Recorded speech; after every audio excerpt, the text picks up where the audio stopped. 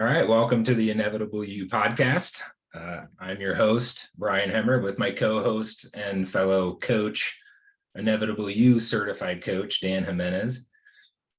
And today I wanted to focus on, because it's a theme that I've noticed recently just from multiple places, but the most recent one was in a yoga class last night. The quote that the teacher used was an Oprah Winfrey quote, and it was, let me make sure I get this correct. When there is no struggle, there is no strength. And I heard another one as it was a recent Joe Rogan podcast, actually. Have you listened to the one with Duncan Trussell at all?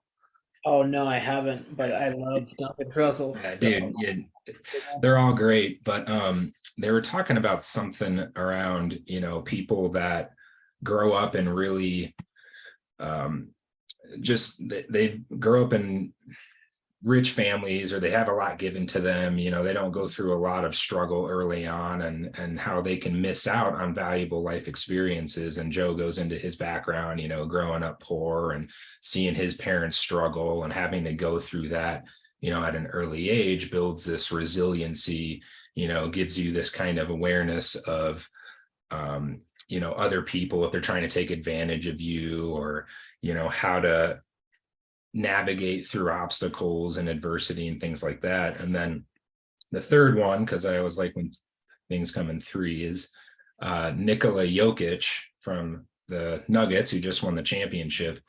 In the post-game interview, they're asking him about just kind of the journey from, they went from like the worst team in the league to winning the championship in like 7 or 8 years.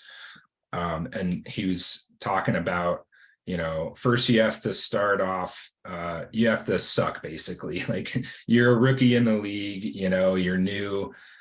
This is a totally different game, right? So you suck at first, and then you get better, you get good, and then you have to lose. You have to go through that experience, and then you can, get better again, and then you eventually get to, the top of the game. Not everyone, but that's kind of the typical, what he was describing as the path to, greatness, essentially, is that you have to have these setbacks. And so just wanted to talk about the role of struggle and adversity and pain and defeat in success and happiness and all the great things in life. Because well, one, my question is, do you think it's necessary? Do you think it's a mandatory kind of thing in life? You have to have struggle to experience success and happiness? now this is a really deep question. Yeah. I don't think um, I could answer it in a quick, 30-minute podcast. Uh, I have grappled with this for a bit, and ultimately where I stand today is I do not believe it's necessary to go through that to achieve. Whether that's achieve on like a Newtonian earthly plane of like business success, or on in like an enlightenment, spiritual path of like, oh, you need to go through struggle to become like spiritually enlightened. So I don't believe it's necessary. However, in the same breath, I'm going to say I do believe that most humans on this earth aren't at a level that they've progressed past that teaching method. And I Hmm. think that it's such a story and a mythos that's so pervasive, right? Like, story is the most powerful thing on the planet, right? Like the most powerful force. So story controls, it's everything we talk about, right? What are your beliefs? What are your ideas? What are your thoughts, right? They're stories, and story, you see it whether it's in books and magazines and stuff like that, or it's just in the way we talk, right? Like, oh, gotta work hard to make a living, right? Like, you know, Right. gotta believe to achieve, gotta, No pain, no gain. exactly, right? And it's these things affect us at such a deep level that I don't, if we can get to a point where the story of humans, or even in the Western Hemisphere or wherever, changes to a point where like that's not a thing, yes, our bodies will still experience pain, right? Like we have sensories, but we're going to experience it in a different way. It's not Mhm. going to be horrific. It's not going to be, oh my God, this is awful. This is, a terrible thing. So long story short, yes, Long-winded answer for yes and no. yes and no, right? Yeah, it's an interesting perspective. And I too have struggled with this one for a while. Because like on one hand, there's part of me that's like defiant. It's like, no, I don't have to go through pain. I don't have to struggle. I don't want struggle. I don't want to have to experience that. And it's almost like an old aversion to pain program that I I don't like. I don't want to believe it. On the other hand, I know it's true, and it's kind of a law of like almost the yin yang nature of the universe. Like you can't have happiness or all the great stuff without all of the dark bad stuff, or having gone through trauma, or some kind of pain.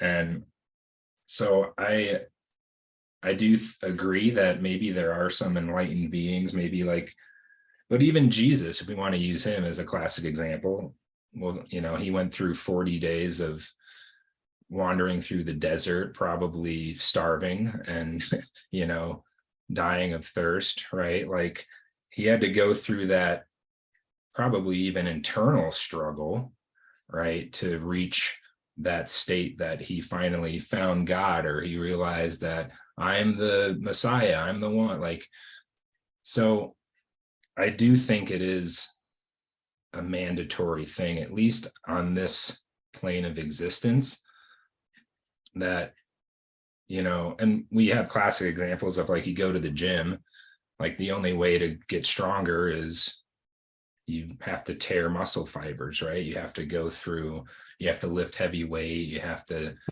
break your body down so it grows back better, right?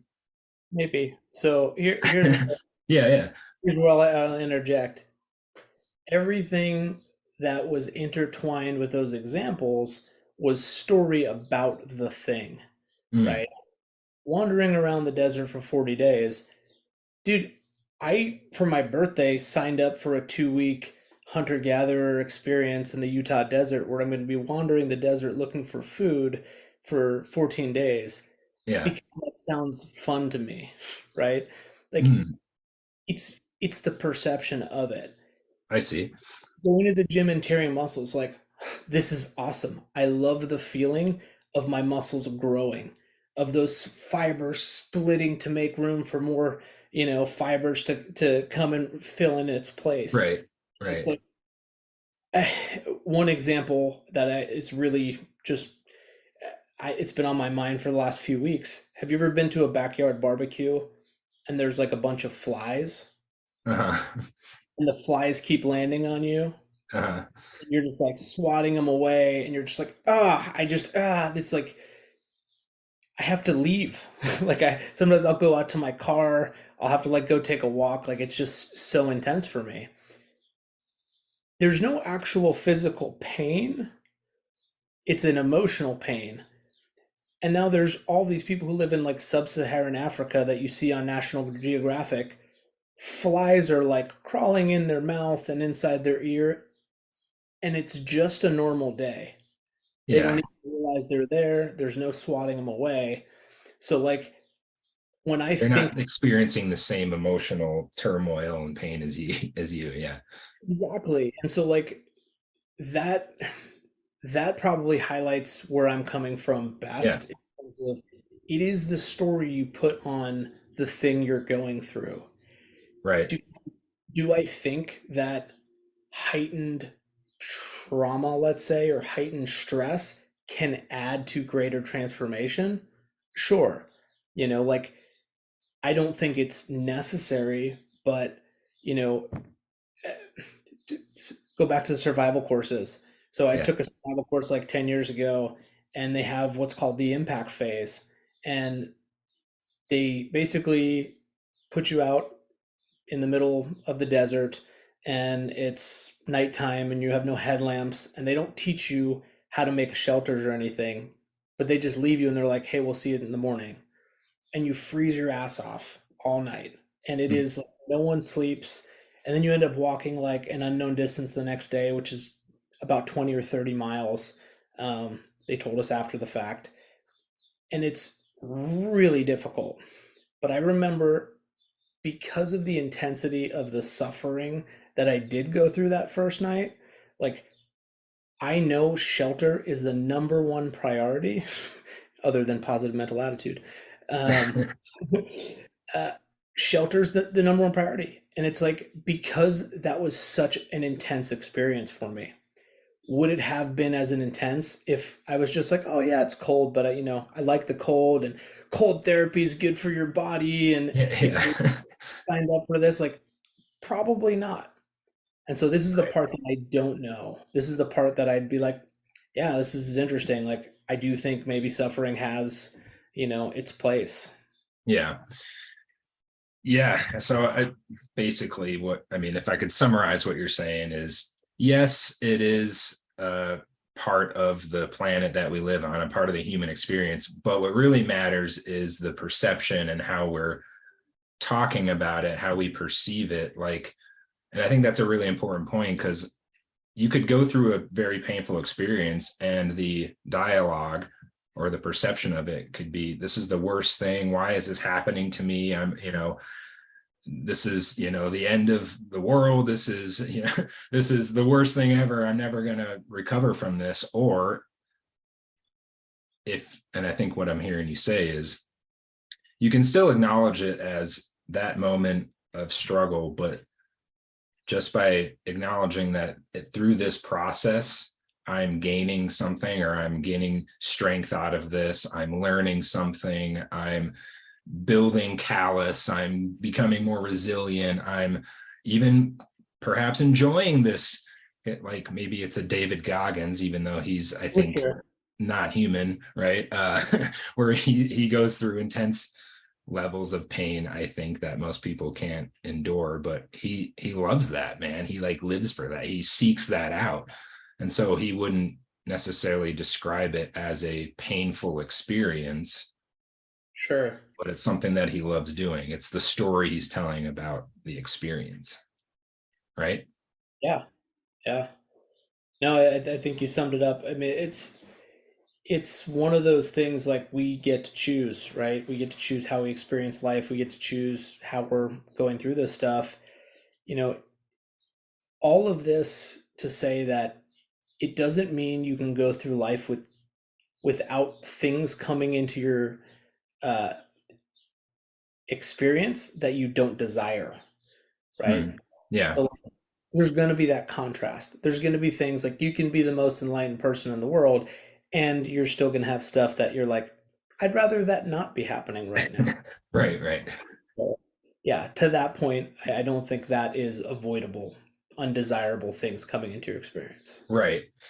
What is important is having the awareness or the consciousness of how you're responding to it, right? Like, and this is the part where, I think it's a challenge for everyone. I know I experience it. Like when you're in those moments, it sucks. Like there's times when it's just like you're having a really human experience and you're like, I don't want to be here anymore, this sucks. But you can take a step back, or even just acknowledging that in going through this, I will come out of the other side. There is something I'm learning, there is something I'm gaining, and that could at least make it not as painful in the moment, right? Sure.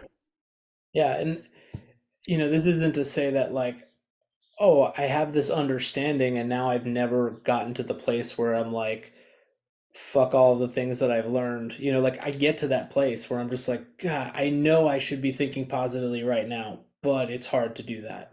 It's like, Yeah. I know I could look, I know, like, Brian, has any hardship you've ever been through, did you die from it? I think I'm still here. Right? It's like you can look at like, man, 100% of the tough scenarios I've been through, I've lived through, right?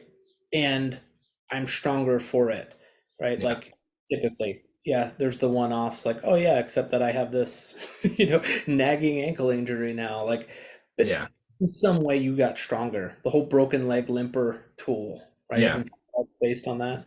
yeah, yeah. So, I mean, for new listeners, it's a classic tool we use. If you break your leg skiing, and they rush you down to the emergency room, your bones popping out of the thigh, tree bark, mud, ice everywhere, and the nurses are screaming. Doctor walks in, and he says, "Good news, I can fix this.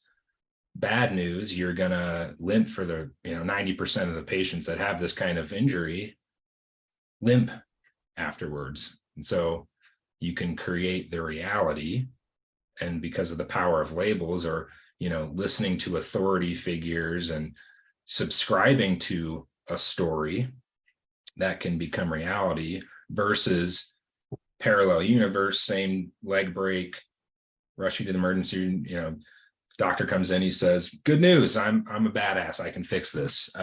Even better news, now it's going to require rehab. You have to push through, you have to work hard at this. You have to do what they tell you. When you do the rehab, the proper rehab, you 90% end up walking fine. And so that's a very real phenomenon, because we know that broken bones typically heal back stronger than they were. The body repairs itself better than it was, because it says, oh, that wasn't strong enough before, we have to overbuild. But Same principle as muscle tissue, right? yeah, You push yourself, oh, it wasn't strong enough to finish that last rep. Like, okay, next time, here's some more muscle tissue so that you can, do that amount of work and then a little bit more. yeah. And it's like, why do some athletes come back in 6 months after ACL tears? Like Adrian Peterson came back, I think it was 6 months, but he came back the next season and broke the NFL rushing record. Versus some, it's career enders. And obviously there's some physical things to consider, but Sure. if your mindset, and he talks about this, you can look at interviews, he's like, I attacked my rehab. I wasn't going to let it destroy me and end my career. I got after it, man. And he had his sights set on the goal, man. He wanted to be the best running back in the NFL. Versus some, it's like, this is terrible, I've worked so hard, I've lost everything, this is going to take me 2 years. It's a different story. And And that that, you could maybe look at the comparison of the two doctors. Maybe Adrian Peterson's doctor said, yeah, man, you attacked your rehab, you're going to break the NFL record next year. Maybe the other doctors were, ooh, it's going to be a long road, and you're not going to be the same afterwards. And I, on my second deployment in the military, I was over in Iraq. I tore my Achilles tendon, mm, complete tear, like not just partial. It popped. I heard the pop over my earbuds, ah, rolled up into the back of my calf. Like it was pretty serious.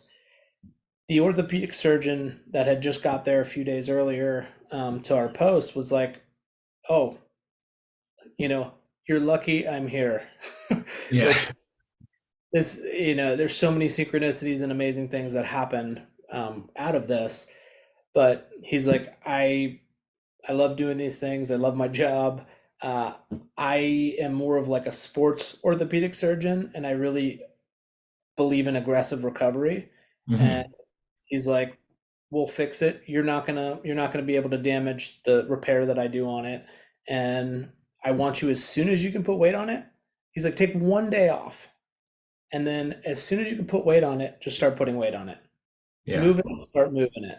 He's like, "Wear the boot to hobble around with your crutches and stuff, but like that's just in case you like have a fall down some stairs or something like that." yeah, Uh, but he's like, "Move it as soon as you can." And I did. I spent one day completely bedridden, the next day like half and half, and then by day three I was back in the gym doing all upper body stuff and that type of thing, single legged stuff. But by the time I got to physical therapy, right, it was like 3 weeks later, 2 weeks later, I forget when physical therapy started. I was already back to the full range of motion that they wanted me to get to after physical therapy. Wow. Yeah. And to this day, I mean, I ran a 5K 2 months later, and Wow. um, to this day, I have better range of motion in that ankle than I do in the other ankle. And it's Interesting. like, it's crazy. It's Yeah. crazy. But everyone I talked to, when they saw me with it, oh man, my uncle had it, never, it was never the same, never the same. Someone else, he's like, oh, look, here's my scar. He's like, I've had a limp ever since. Like every person I talked to, other than this doctor that I was working with, and my own arrogance of like, I'm healthy and fit, like I'm young, like this is an old person's injury, like I should be able to, I'll recover the shit out of it. Like, Yeah. and it did. And so Yeah. it really, I truly believe it is the story you put around it. Yeah. Every That's an conversation. awesome, that's an awesome example. And to go back real quick to the broken leg limper tool, again, the really important point is the rehab that goes into it and believing a different story about it.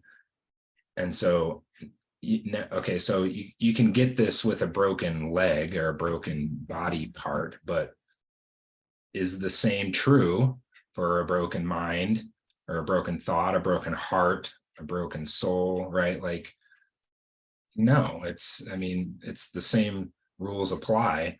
And so, what does rehab look like for the mind or the soul? Well, it's okay, you went through a terrible experience. You have to go back and reprocess. What did I learn? What did I get from this? What were the strengths? How did this make me a better human being? Some classic examples, a failed relationship. Um, I know how to love better. I it wasn't the relationship wasn't supposed to be anyway. And now I'm, off to find my true partner, or losing a job. Maybe I didn't do the best job as an employee. Maybe that wasn't the right job for me. Maybe there's things I can do better in my next go around, or maybe my boss was an asshole and I didn't, didn't like him anyway. And I mean, countless examples, right? But like going back to reprocess and find again what were the things you got out of the experience as part of rehabbing the mind, rehabbing the soul. So I just wanted to make that important point of that tool there. Yeah, dude, that's huge. That just reminded me of just listened to a TED talk the other day. I think it was like Kate McGonigal. It was about make stress your friend. Hmm. And basically, she's a clinician or mental health therapist. I don't remember her exact title, but she's like, man, for the last 10 years, I've been telling all my clients that stress is bad for you. And that, like, stress is, you're going to have heart disease, you can create all these things. And she's like, all these new studies are coming out that actually say, no, no, no, believing stress is bad for you is bad for you. And Yeah. like, basically what happened is they took a bunch of people, they asked them, over the last year, how much stress have you had in your life, right? Low, medium, high, let's just say. And then they tracked them for the next like 10 years, right? And they looked at the death records over the next 10 years, and they, extrapolated all out that people who had high stress and believed that stress was bad for you, you had a 40% more, like, higher chance of death. Oh, wow. People who had high stress in their life but either were ambivalent to it, or like were like, no, I don't think stress is bad for you, like whatever, same exact mortality or vitality rate as the people who had low stress. Interesting. So the only difference was the belief around, is stress bad for you? Yeah. It's kind The of what story around stress. Yeah. around stress, right? So it just kind of, more Another good example. data Yeah. pointing towards, like it doesn't even have to be physical, or I mean, I guess that's physical, but not physical in the sense of like muscle tissue and bone and that type of thing, but it's Yeah, more emotional stress, right? right. Yeah, I mean, there's countless examples of that, pressure builds diamonds, or, one I Totally. like to use is like in sailing, races aren't won in the tailwind because everyone's going the same speed. They're just going as fast as the wind is blowing. It's made in the headwind. So how you can properly cut your sail and how you can manage and use the adversity and the struggle to win the race, or I mean, that's how it happens. It's awesome. So in summary, is struggle necessary? Yes, but doesn't have to be called struggle. Maybe it can be called character building moments, or Challenge is a word I like. yeah. So again, I just thought that was it got me thinking when I heard that quote, when there's no struggle, there's no strength. And I'm like, okay, but I really don't want to struggle, but maybe that's not such a good manifestation. Maybe I should say valuable life challenge and experiences builds good strength. I like it, man. Cool. Any last thoughts? No, love these conversations. Love getting deep and, being able to share the fact that, I don't have necessarily one codified view on things. I love being able to have my perspective shifted. So thanks. No, thank you. And thanks everyone for listening. If you have questions from this episode, type them in comments or DM us. If you're going through a challenge or struggle right now, something we can absolutely help with. If you want to go through that process of rehabbing the mind or rehabbing the heart, that's something we specialize in. So again, appreciate you for listening or watching, and stay tuned for more.